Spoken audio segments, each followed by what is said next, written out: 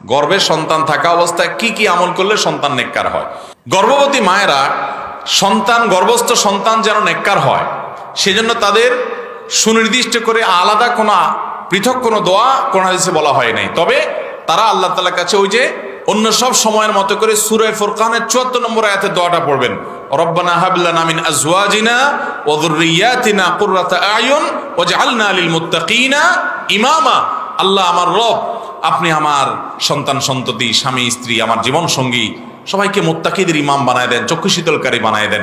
এ দোয়া আপনি পড়বেন। এর পাশাপাশি কোরআন তেলাওয়াত বেশি বেশি শুনবেন। এটা হাদিসে আলাদা করে বলা হয় নাই, কিন্তু অভিজ্ঞতা দ্বারা প্রমাণিত কোরআন তেলাওয়াত বেশি বেশি করলে এবং শুনলে গর্ভস্থ সন্তান নেককার হয়।